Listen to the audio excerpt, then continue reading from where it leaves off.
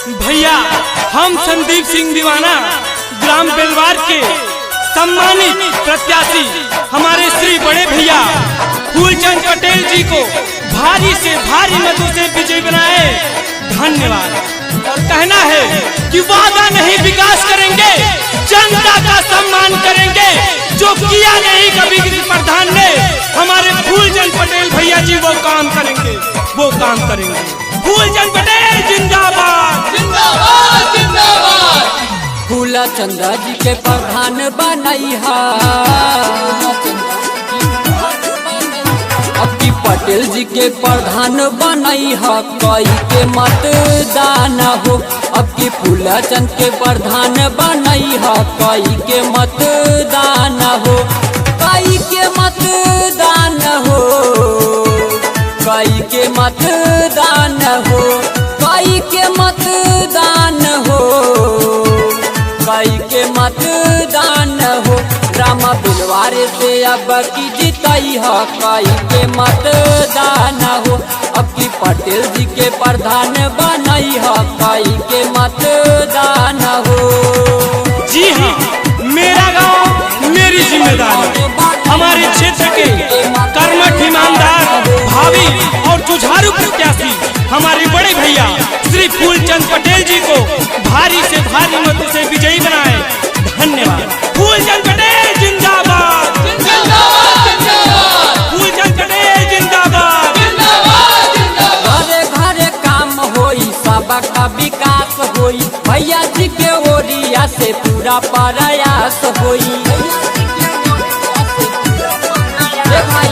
घरे घरे काम होई, सबका विकास होई, भैया जी के ओरिया से पूरा प्रयास होई। असो मुखिया के भार थमैहा, असो मुखिया के भार थमैहा, कई के मतदान हो। असो मुखिया के भार थमैहा, कई के मतदान हो, कई के मतदान हो, कई के मतदान हो, कई के मतदान हो, कई के मतदान हो। भैया फूलचंद के प्रधान बनई है, कई के मतदान हो। असो मुखिया के पदवी दिलई है, कई के मतदान हो। जी हाँ, वादा नहीं सम्मान करेंगे, सबका विकास करेंगे। भूलिएगा मत हमारे बड़े भैया फूलचंद पटेल जी।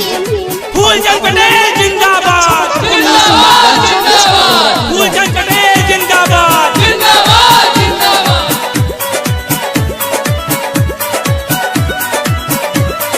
दारे दारे टूटल जावन रोडा बनावाई है, विधवा बुजुर्गन के पेंशन लगावाई है, विधवा बुजुर्गन की पेंशन लगावाई है। दारे दारे टूटल जावन रोडा बनावाई है, विधवा बुजुर्गन के पेंशन लगावाई है। असो फूलचंद के भी जमैहा, असो फूलचंद के भी जमैहा, अब की पटेल जी के भी जमैहा, कई के मतदान हो।